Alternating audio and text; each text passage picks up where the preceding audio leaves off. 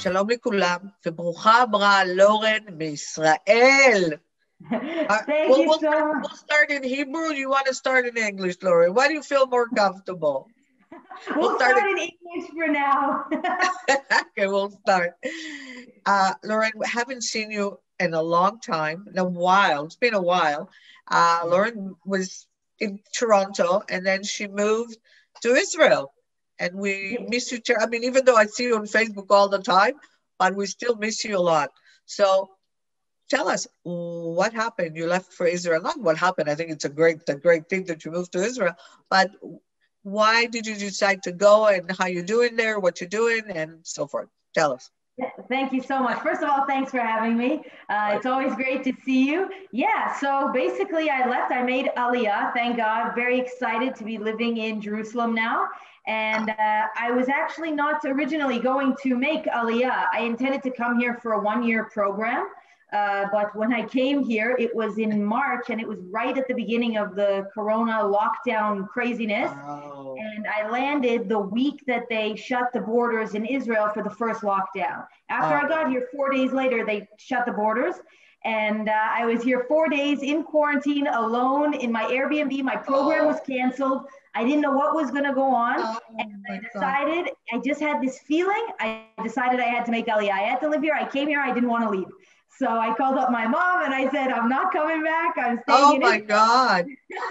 And yeah, thank God. It was great. And now I'm studying here, learning Hebrew, and I'm working for Herut Canada still, splitting my time, and also working with World Herut here in Israel. And usually I'm traveling back and forth between here and Canada, but because of the flight restrictions, it's a whole balagan. It's slowed down the traveling, but we're still, I'm still there in Canada in spirit. That's amazing. So for those that don't know, what is Herut Canada, Herut International, what is this organization all about? Yeah, we're a Zionist education organization, and our motto is unapologetic Zionists. And we believe in teaching people, the next generation, especially young people, about the importance and the truth of Zionism, how important it is, how it's inalienably connected to Judaism, how anti-Zionism is anti-Semitism. We educate about the Bds Movement and, the history of Israel, different things like that. So it's very important to us to spread the truth, the history, and the facts about Zionism in Israel. And I'm very blessed to be doing that from the Holy Land right now. So who are you? Are you actually educating the Israelis? Like, who are you educating there? So I focus a lot on Canada, also in America. But yes, we do actually educate the Israelis as well. I mean, I think like in every country, the native people in that country don't know a lot about their own history sometimes. I mean, if you ask me about Canadian history, I could not, tell you much about that. I know much more about Israeli history. So yeah, we definitely educate the Israelis as well, but we try to outreach in the diaspora a lot. The diaspora is where we find most of the anti-Israel sentiment, the Bds movements, things like that. It's very important that we educate outside in America, in Canada, in Europe, different things like that. So explain to those that, maybe don't know the difference between, we've heard often people say, I don't hate Jews, I hate Zionists. What is the difference? For those that don't know, that may, Right. So very simply, I mean, I could go on for 3 hours about this. No. Don't go for short and to the point. There is no difference. Okay. Judaism, Zionism is built into Judaism. I'm an observant Jew, and we pray 3 times a day in the direction of Jerusalem. It's because it's ingrained in our religion. We lament for Zion. We're referred to as the children of Zion. So from the word Zion. Exactly, Zion. It's the place, it's the people. There's a covenant between a person, which is Abraham, and a land, which was this land. Also, not to mention the fact that this land is significant and legally owned by the Jewish people, legally, biblically, historically, militarily, in every way conceivable. But yes, it's ingrained in who we are. There's a reason that when we take out the Torah during the week, when we read from the Torah in synagogue, we sing, Ki mitzion tetzei Torah, from Zion. It's very important. So there is no difference.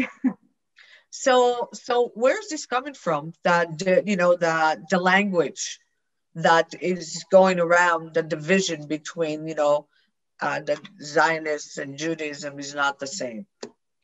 It's the most recent. Who's creating this language, and how can we stop it? It's the most recent attempt to justify anti-Semitism. Anti-Semitism changes forms every couple decades, every couple years. It was popular to be anti-Semitic in a racial form when Hitler was in power, right? Jews were an inferior race. And in medieval Europe, it was popular to be anti-Semitic in an economic form. Jews are too poor, or Jews are too rich. Jews are capitalist, or Jews are socialist, right? But anti-Semitism has changed over the years. Nowadays, the recognized, acceptable form of anti-Semitism is hating our land, hating our freedom, hating our security, which is hating Israel. And therefore, anti-Zionism is the common form of anti-Semitism, because it's no longer cool to just say, I hate you because you're a dirty race, you're a dirty Jew. That's not okay anymore in this politically correct culture, but it's okay, and it's actually encouraged to say, I hate Israel. So, okay. And how does this BDS come into this picture?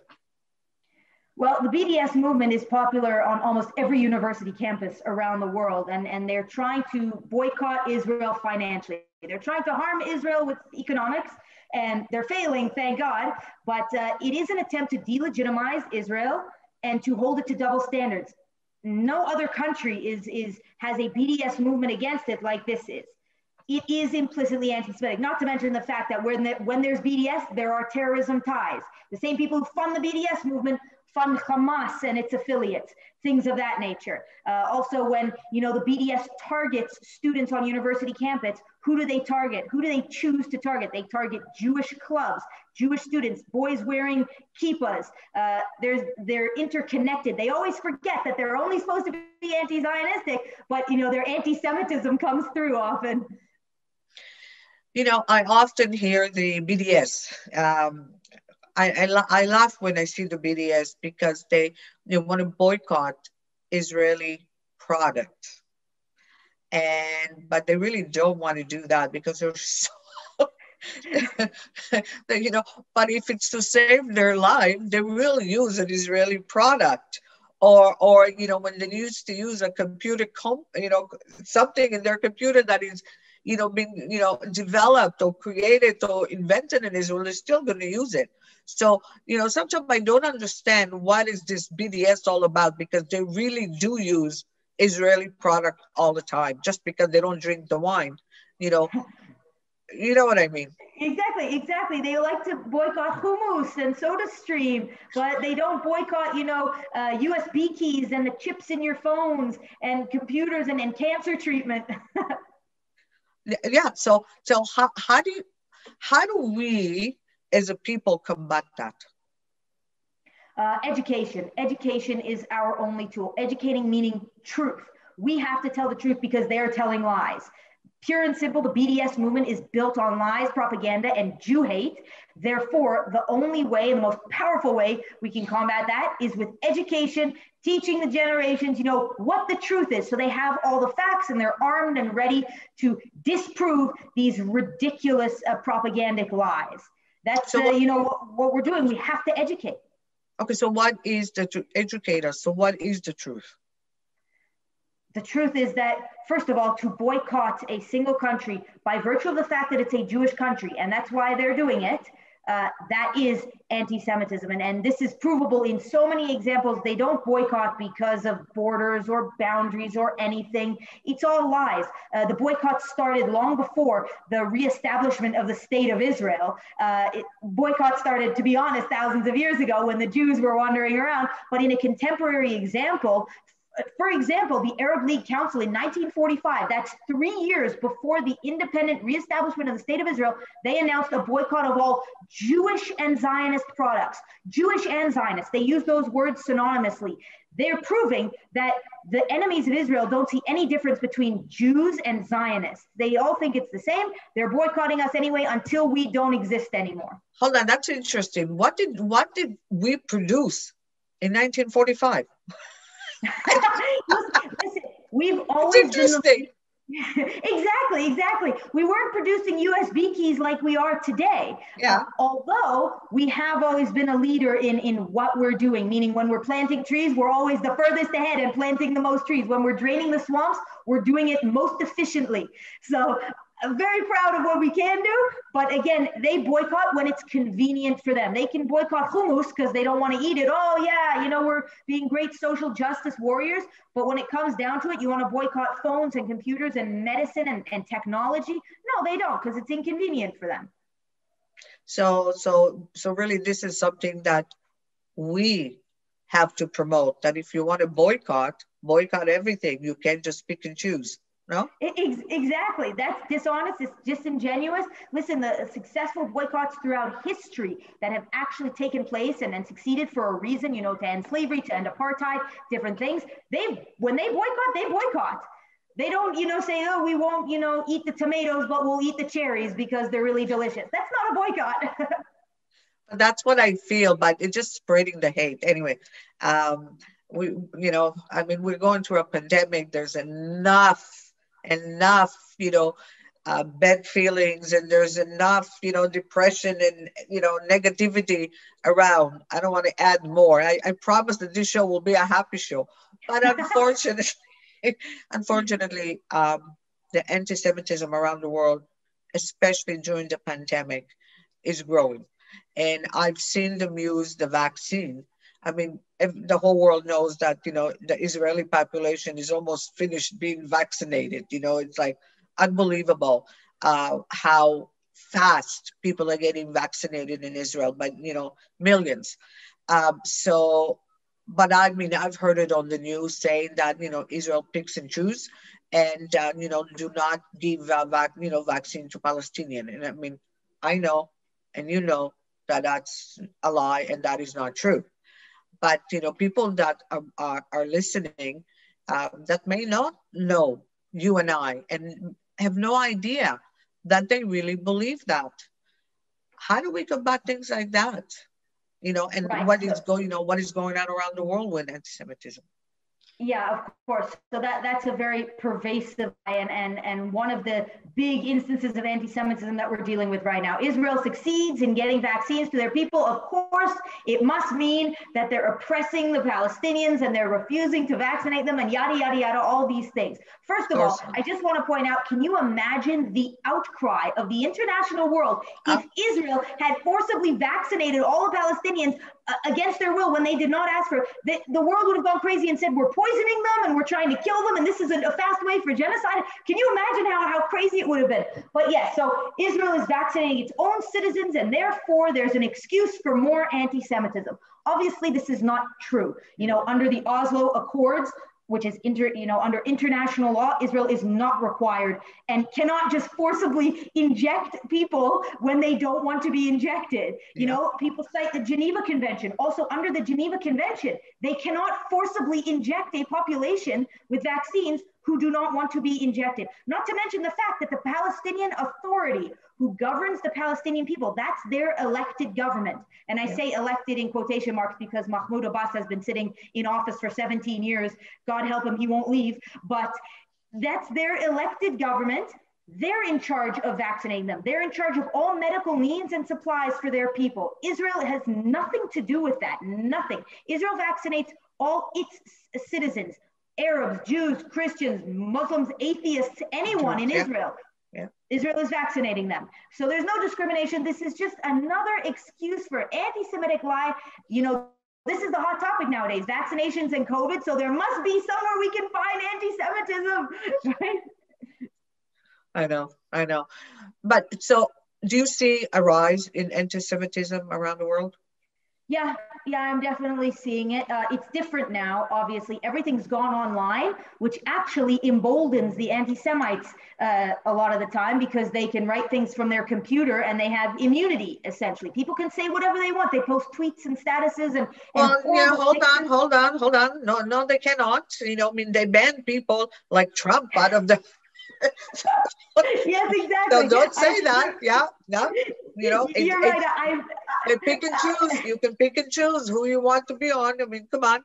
I know, a few people got, banned from all the social media. So 100%. We've all been there. As a conservative, I've been there. But exactly, God forbid if Trump posts something, he gets banned. But you can post anything about Jews and you have immunity. Let's put it that way. Okay. There's again, I've said it before, there's so much negativity around the world. I like to bring some happiness to our viewers, and to all of us, don't want to sort of leave the negativity outside. So let's talk about a little bit about Yehuda Shomron. It's my favorite. Besides Jerusalem, it's my favorite. Yeah. So tell us, מה קורה עכשיו ביהודה ושומרון? In English, Judea and Samaria, Yehuda Shomron. We can speak in all the languages. It is the biblical heartland of Israel. It is the center of our religion, of our culture. It's where we came from. Jews are called Jews, Yudim, because we came from Yehuda, because we came from Judea. We're indigenous to the land. It's amazing. I'll be going out there this week to plant some trees, which is very important. We're redeeming the land physically. You plant trees under international law, that kind of solidifies and reifies your ownership of it, which is very important. Yehuda Shomron, we've got a lot of, negativity around that in the media, in the news, online, in universities. That's one of the main points that we try to educate about when we're talking about Zionism, because you can't talk Zionism without talking about Yehuda Shomron. It is the center of Judaism, which is the center of Zionism. I got to tell you before you continue that 2 years ago, almost 2.5 years ago, when we went on a motorcycle trip to Israel. And it was the first time that I've actually ever been in Yehuda Shomron. I've never been there. And, you hear people talk about it, you see it on the map, but I've never been there. So we actually took, we were like, 30 or over 30 motorcyclists going through with some from Canadian and some were from Israel, that they actually took us. With guided to we didn't just go by ourselves to actually be there, and it's like amazing. So we went to see all the Jew settlements, all the Arabs. It was like just amazing. What beautiful land it is. It's amazing. Anyway, I just had to share that because it was such an experience riding through it. It was really an amazing. I'm so glad you think so, because it is the most gorgeous. Israel is gorgeous as it is, but this is gorgeous landscape, and you really feel a connection. I have a friend, and we always go to different really cool places in Judah, and we see caves and ancient ruins, ancient mikvahs where the Jews used to bathe, caves where the Maccabees hid and they fought. Yeah. The connection is palpable. It's amazing. Thank God. So as we say, it's very important that we plant there because you redeem the land physically. And unfortunately, there's a lot of misnomers. And that's a kind word. There are a lot of lies about Judea and Samaria in the news, obviously. And it is the heartland of Israel. Hebron is where our forefathers and foremothers are buried, right? Abraham is buried there. You've got Rachel's tomb is in Judea and Samaria. All of Jerusalem, half of East Jerusalem is considered in Judea and Samaria, right? This is our homeland. This is where we come from. It's super important to educate, to develop a love for this land. As you say, when you rode through it and you felt it, that's what we want to develop in everyone, in every Zionist, in every Jew. Everyone who supports Israel needs to develop this personal connection to that part of the land because it's so ancient and it's so historical, and we have to dispel the lies about it as well. How do we do that? Again, we can only arm ourselves, our children, our friends with the facts, and we have to know them ourselves because we can't enter in conversation when we ourselves don't know it. I know I love Judea and Samaria, but I don't know why. I know what you're saying about settlements is a lie, but I don't know why. That's not good enough. We have to know the facts ourselves. We have to get reading. We have to get researching. We have to connect. To be honest, the Jews need to connect to their Jewish identity in order to learn more about this as well, because it's innately part of us. This is part of us. So it's a very important land. But as you say, taking a positive spin, it is amazing, beautiful, flourishing land. It's doing so well. We're planting so many trees. Jews are living prosperously there. It's wonderful. There are so many communities Oh, it's just amazing. When I go visit, everyone is so friendly. They invite us into their homes. Everyone's always cooking. Oh, such a wonderful Jewish place. But Lauren, I mean, the whole area is like a dot in the world's map. In the world's map, it's a dot. Even Israel is like a dot. Why? Like, and we're constantly, in the news, we're constantly, mentioned all the time. Why do you think why is that? We're such a small piece of land that everybody wants. Exactly. It's a dot in a dot in a dot. It's so tiny. I mean, to us, we know it's the center of the world, but to the rest of the world, it's a I don't know if it's I don't know. I don't think of it as center of the world. I think of it as a center for us. It's my center. Exactly. For our world, for our personal world. Right. Yeah. But yes, it's very, when I brought Israelis to York University in Toronto to do events with them last year, and they saw the big anti-Semitic mural hanging on the wall of Palestinian, holding rocks and inciting violence. They said to me, the Israelis turned to me and they said, why do you have this hanging in a Canadian university? Why do they even care about us? There are, slaughters going on in Uganda, and there's a war in Syria, and there's starvation in Ethiopia. Why do you have this picture of Palestinian and Israelis? Who cares? And it's a very good question. Why does the world focus so much on this tiny place, Israel, just minding its own business, doing wonderful things in the world? Why? And it always comes back to, it is the best, most efficient, acceptable form of anti-Semitism.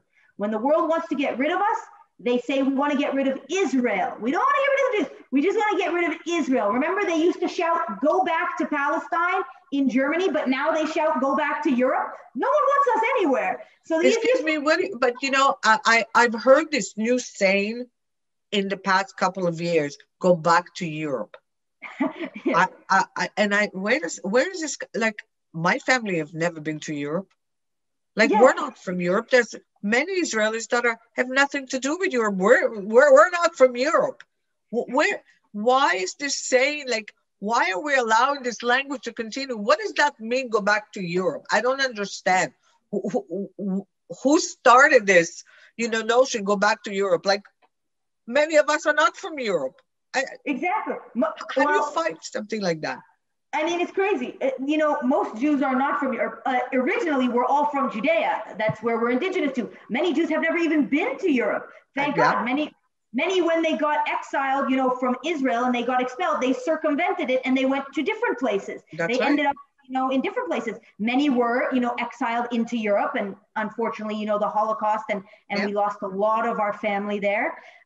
But we're not from Europe. It's ridiculous. We had a stopover, let's say, in Europe. We had a stopover in Spain, and we had a stopover in Poland, and we had a stopover in Canada.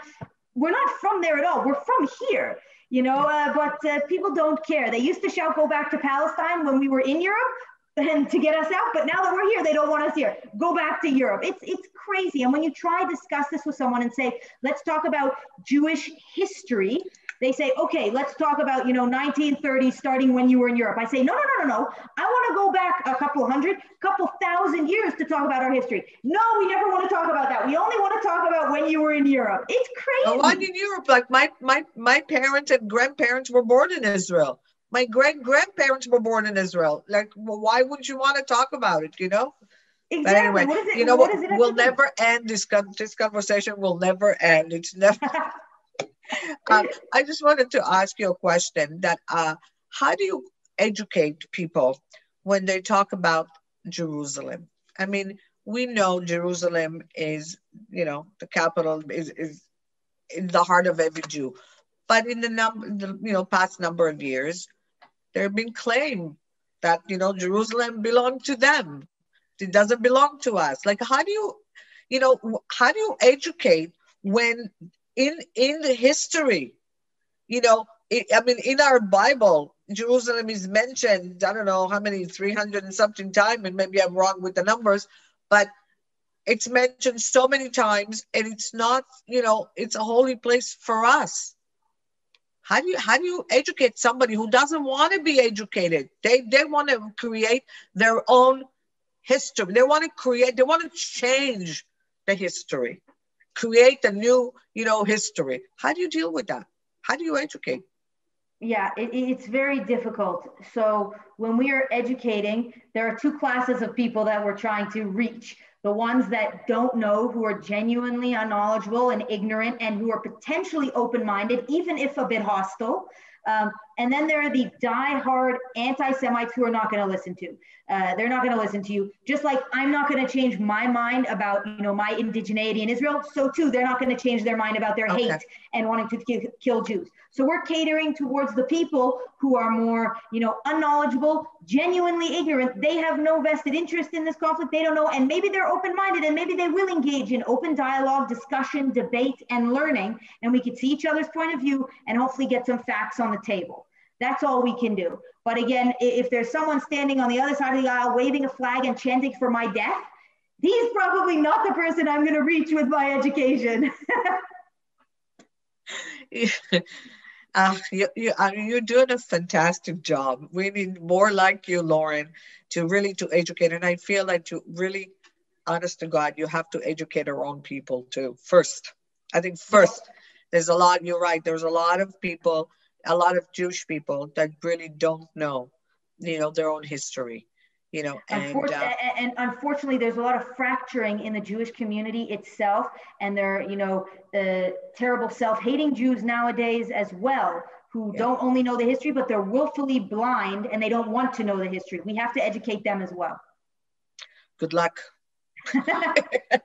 Good luck, if you think you can do it. Good luck.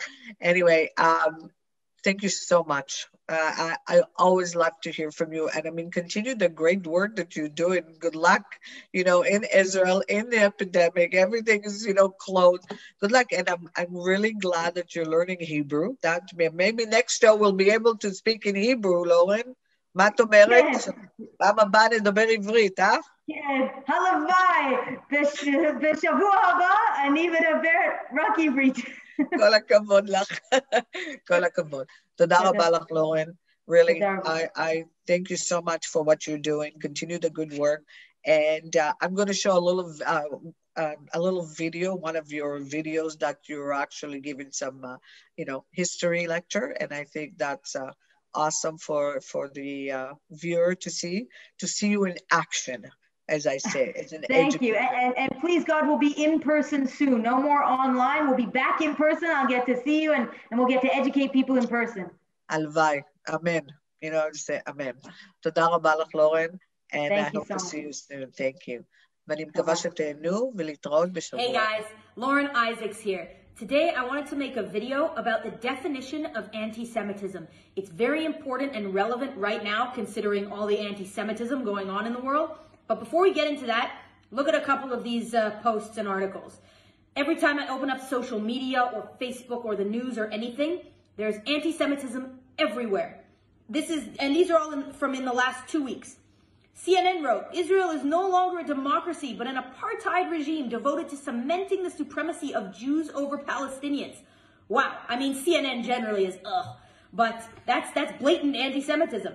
The Jerusalem Post put out an article explaining that Palestinians and Jordan accuse Israel of Judaizing the Western Wall Plaza, making it too Jewish. That is an example of anti-Semitism. Yellow stars of David are being worn to delineate who's been vaccinated and who's not been vaccinated during this pandemic. That is anti-Semitic. And I'll give you one more example. If not now, the fake traitorous capo pseudo-Jews put out a disgusting statement after the death of Sheldon Adelson, may his neshama have an aliyah, the great philanthropist and friend and supporter of Israel and Jewish people.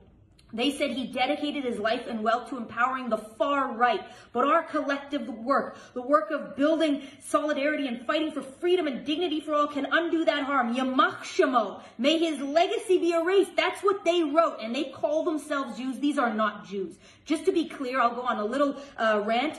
Yamach Shemo is a term reserved that the Jews use for the greatest enemies of the Jewish people throughout history. May his name be erased. When we talk about Haman, we say Yamach Shemo. When we talk about Hitler, we say Yamach Shemo. To say that about a Jewish philanthropist, pro-Israel supporter, and someone who did amazing work strengthening the relationship between Israel and the United States is disgusting. These people, make me want to throw up. They are not Jews. Anyway, I digress. The point is, anti-Semitism is rife and rampant right now, as it always has been, and it's important that we own our own language, because language is a very powerful tool that's been used against the Jewish people for centuries, and it is still being used against us. Anti-Semitism has a meaning. It means Jew hatred, hatred against the Jews, Jew hatred only. It does not mean hatred of Semitic people. That is incorrect. And when when people attempt to make that the definition of anti-Semitism, it is actually a form of anti-Semitism. Now, anti-Semitism means Jew hatred. It is a term that was coined by Wilhelm Marr during World War II. He was a German writer, and if you've read some of his essays, you know that he was a vile anti-Semite himself. He wrote many essays, one particularly about the Jews Judaizing the Germans. It's disgusting, but he coined the term anti-Semitism to mean Jew hatred. Now, you can't just change the definition of that word. I know nowadays in society, people insist on changing definitions of words every minute to minute, second to second. But this term has a meaning, and it's very important that we acknowledge that the term anti-Semitism means Jew hatred. Now, it is very dangerous when our enemies control the language surrounding our persecution. For centuries, people have used language to harm the Jewish people.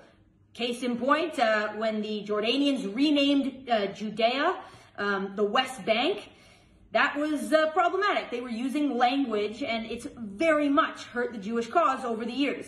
The world now doesn't see the connection between Jews and Judea, our ancient homeland, where we come from, where we're indigenous to. Language can be very powerful. Now, an example I always use is just because it's called an eggplant doesn't mean it's made out of egg. Just because the term is anti-Semitic, it's not against Semitic people. It's against Jews. And all the time in my inbox every day, and when I'm speaking on university campuses, people come up to me and say, I'm not anti-Semitic because I am a Semite. Or even worse, they say, yes, anti-Semitism is terrible. I know because it's against you as Jews, and it's against me, my people, the Semitic people as well. No, it is not. Anti-Semitism is only against Jews. I'm sorry. Now, again, we can illustrate this with a number of examples. One popular one from recent memory, although we should forget this, is a man should not elicit an a woman after it. Just because there's a word in a word in a word doesn't mean that we're all etymologists and suddenly we know what these words mean. Just because it's an eggplant doesn't mean it's made of egg. And just because it's anti-Semitic doesn't mean it's against Semitic people. The term means anti-Jew, Jew hatred. It's very important. Now, the first step to eliminating an idea is eliminating the words that concretize that idea. So this is a very important concept. I'll say that again. The first step to eliminating an idea is eliminating the words that concretize that idea. Meaning, if enemies of the Jews around the world wanted to eliminate our concept of anti-Semitism, they would start taking the term anti-Semitism and diluting it and bastardizing it and using it for other things, not for Jews. And it's very effective. We can't let that happen. Guys, please know the history. Please know the language. Use the words correctly. And next time someone challenges you with ludicrous, imbecilic, ridiculous ideas of what anti-Semitism might mean, please show them the history. It is a coined term. We know it. Let's educate others. Am Yisrael Chai. Let's stand together. You made it. It's great to be here, Ben. Oh my God. Guys, thanks for being here on both different platforms here. All right, we're streaming on 2 pages. It's absolutely amazing. I hope you can hear us well enough out here. We are in the most gorgeous location ever. It's indescribable, and I am with an absolute superstar, Ben Goldstein. It's an honor to be in your presence. It really is. Come on now. Always, always. So today we are here for a very special reason, and I'm so glad you guys could all join us for this event. Unfortunately, because of Corona times, we can't be in person together, but please God, one day soon we will be. Today we are here for Ben. We are here to honor Ben and everything he does for the Jewish people and for Zionism and for Israel. And really, it's outstanding. So before we get started, my name is Lauren Isaacs. If you don't know who I am, I'm the director of Herut Canada, and today I'm here on behalf of World Herut and Herut North America to present Ben Goldstein with the second annual Ari Fold Zionist Activist of the Year Award. Beautiful. Thank you so much. I could have picked no one better. We talked about it. It was unanimous. You are amazing. You're a Zionist star. Thank you. Now, let's just take a brief second and make sure everybody can hear you. Because they may not be able to hear us on this platform. I've got some Bluetooth on. Can you hear us? We're going to double check our platform, and I just want to tell everybody thank you for being here. If it's louder, so here's what we're going to do. Guys, if y'all don't mind, I'm going to take a little control here. Hello, I've taken over Lauren's platform. Yes. It says rotate your phone. I am rotating. Don't worry, everybody. Small glitch, but it's worth your time, okay? What we're going to do is I'm going to show Lauren, and she's going to talk to me, but I'm going to hold her in front. Okay, excellent. I'm talking right to Ben. All right, now you stand there and look pretty, Ben, while I shower you with praises. Here, come on this way so everybody can see. All right, are we in? All right. Now, at age 13, unbelievable story, Ben Goldstein went to Israel, and at his bar mitzvah, he made a vow at the Western Wall, if I'm correct. That's correct. To come to Israel, live in Israel, and serve in the IDF. Yes, ma'am. And that became a reality in 1996. Thank God, when he served in the IDF like an absolute star, and afterwards, he's continued to volunteer for the Israeli police and border patrol. I mean, what you do is amazing. And if you don't know about Ben's work with Unity Warriors, please look it up. The things he's doing for Yisrael, the people of Israel, and the Jewish people is phenomenal. All right, now, there's one thing I want to mention. Come this way. This is so cinematic. Walk with me and stand right here. All right. This is my hood, so I got to set her up where I know she belongs. Mesirut Nefesh. It's a concept, and it means self-sacrifice for something greater, the willingness to self-sacrifice. And I think you're the epitome of that, Ben. You really, really are. And at Herut, we are so excited to be cooperating with you, in collaboration with you. As you know, Herut is a grassroots Zionist education organization. And the fact that Ben found us and we found Ben, it's just a miracle. Thank God. So let's get to the good stuff. Well, let me just for a second, I just want to thank somebody very special that is really our connection here. Her name is Lisa. And Lisa, who's watching right now, is somebody that exemplifies what it means to stand out as a Zionist as well. Somebody who's not in her comfort zone all the time to be a Zionist, yet steps out to do it either way. So that is our connection to Herut. Beyond me knowing you as a superstar and Karma as a superstar, I want to thank Herut as well for you guys even recognizing this. So thank you guys. This is beautiful. Thank God to be here with you, Ben. Thank you for all the work you do. Seriously, pleasure. From the bottom of my heart and on behalf of Herut, pleasure. We thank you. I love Israel and I love our people and I love the unity that this spreads throughout the world. And by the way, we're going to show you in a second, you're about to look at Jerusalem and a little bit of Bethlehem at sunset. So just give us a second. Stand there, okay. I'm going to get the good stuff. Okay, I'm supposed to freeze. Don't move, Ben. All right. I got a little surprise for all of us in a few minutes. The Herut doesn't even know I'm doing it. So again, don't leave quite yet. All right, now, on behalf of Herut North America and World Herut, I present you, I'm honored to present you, because you 100% deserve it. That's beautiful. With the second annual Ari Fold Zionist Activist of the Year Award. That is gorgeous. That Thank is you. for you. Let me show everybody. Isn't that beautiful? Thank y'all very much. Ari Fold, Zichrono Levracha. Here, let me show everybody. Zionist Activist of the Year Award presented by Herut North America, World Herut to Ben Goldstein, Unity Warriors. Honoree for 5781, which is the Hebrew date for all you guys in 2020. Ari Fold, Zichrono Levracha, which means may his memory be a blessing. This is the Z in the L there if you see it. Zionist Activist of the Year Award is presented each year to an outstanding pro-Israel organizer, I sound like Obama now, who has made a significant impact on Zionist education and demonstrated commitment for the well-being of the Jewish people. That's awesome. Thank you. I worked really hard. Take a look at that. All right. This is also for you. Oh, wow. That's slate. That's gorgeous. I love slate. My whole bathroom is slate. For your exemplary work with Unity Warriors. What you're doing for Yisrael, for Bnei Israel, for the Jewish people, and for the land of Israel is outstanding, Ben. Thank you. Thank you so much. This is really beautiful. It's an honor. This is a beautiful slate plaque. So thank you all very, very much. Thank you.